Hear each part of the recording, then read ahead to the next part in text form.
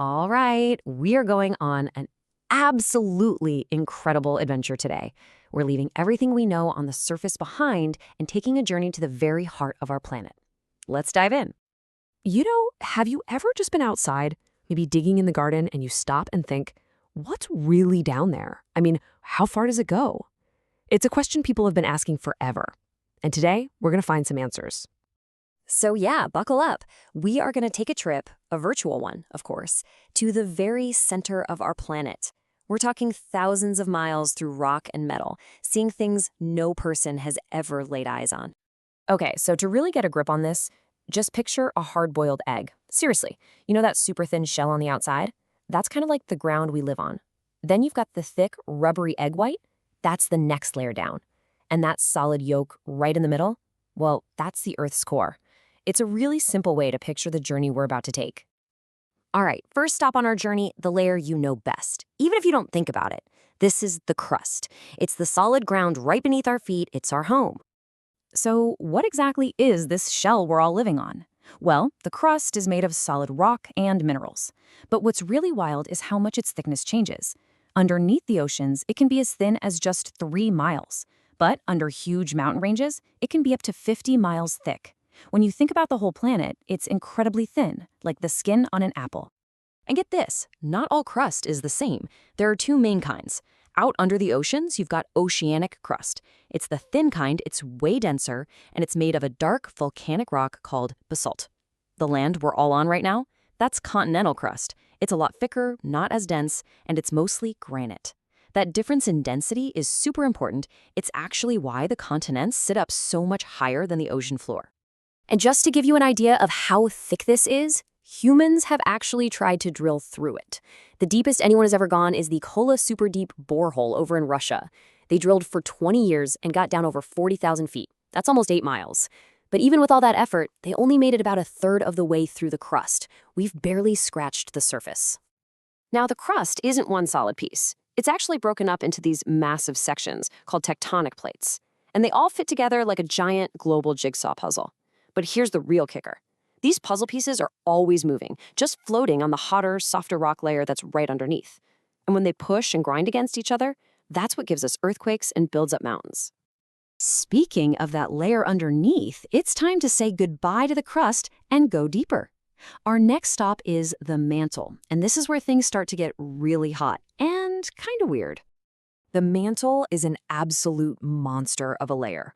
We're talking about 1,800 miles thick, and the temperatures can hit a crazy 7,000 degrees Fahrenheit.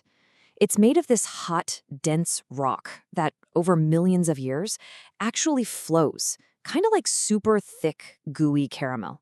So it's solid, but it's moving. And this right here, this just shows you how huge the mantle is. It makes up a whopping 84% of our planet's total volume. The crust we live on, the core at the very center, they're tiny compared to this. The mantle is, by far, the biggest part of our world. So, how in the world does solid rock flow? Well, the process is called convection. It's this super slow but incredibly powerful circular movement. And it's all driven by heat coming from the planet's core. Imagine a giant pot of thick stew simmering on a stove, except one stir takes millions of years. So here's how it works, broken down into 4 simple steps. First, rock way down deep in the mantle gets superheated by the core. Second, because that rock is hotter, it's less dense, so it starts to slowly rise up towards the crust. Third, as it gets near the top, it cools off and gets denser again. And fourth, that cooler, denser rock slowly sinks back down towards the core to get heated all over again. This giant slow-motion conveyor belt is the engine that's literally pushing our continents around. Okay, we've made it through the crust and that massive mantle. We have now reached our final destination, the very center of the Earth. We're at the core. This is the planet's furnace. But the core isn't just one thing. Nope, it's split into 2 totally different parts. You've got a liquid outer core that surrounds a solid inner core. One's a swirling ocean of metal, and the other is a solid metal ball. And believe me, the difference between them is a huge deal for all of us up here. So let's check out the outer core first. It's a 1,400-mile thick layer of liquid iron and nickel, and the temperatures, they're just unbelievable, reaching up to 9,000 degrees Fahrenheit. And it's this swirling, flowing liquid metal that holds one of our planet's greatest secrets. Okay, and this is the really, really important part. As all that liquid iron in the outer core churns and swirls around, it generates a powerful magnetic field. This field stretches way out into space and creates an invisible shield around our planet. It protects us from all the dangerous radiation blasting out from the sun. In fact, without it, life on Earth just wouldn't be possible. And now for the very, very center, the inner core.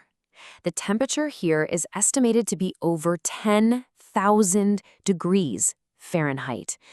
I want you to let that sink in for a second. That is as hot as the surface of the sun. So that brings up a pretty obvious question, right? If it's even hotter than the liquid outer core, and definitely hot enough to melt any metal we know, then why on earth is it a solid ball? The answer, in one word, is pressure. The weight of the entire planet, the crust, the mantle, the outer core, it's all pushing down on the center with a force that's almost impossible to imagine. And that incredible pressure is so intense that it literally squeezes the atoms of iron and nickel so tightly together that they can't melt. They're forced to stay locked in a solid state. Okay, so we've made it from the surface all the way to the center. But so what? Why does any of this matter to us, living way up here on the crust? Well, it turns out that what happens deep inside our planet shapes everything we see and experience. See, it's all connected. Those slow-motion convection currents in the mantle, they're what move the continents around, what push up enormous mountain ranges, and what cause powerful earthquakes and volcanoes. And that churning liquid metal in the outer core, that gives us the magnetic field, our planetary shield that protects us from space. The deep Earth isn't some separate place. It actually creates the world we live in. All right, as we wrap up this incredible trip, let's just nail down the 5 biggest things to remember. 1. Earth is basically like a giant egg with 4 main layers. 2. We live on the crust, that thin shell that's broken into moving plates. 3. The mantle is the biggest layer by far, and it flows like super thick caramel.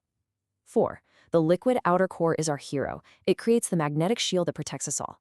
And 5, right at the center, the inner core is a solid ball of metal, as hot as the sun, simply because of all that pressure. It is just amazing to think that all of this is happening right under our feet all the time. Our planet is this dynamic, living place, from its fiery core all the way out to the shifting ground we stand on. It really makes you wonder, doesn't it? What other incredible secrets is it still hiding deep inside?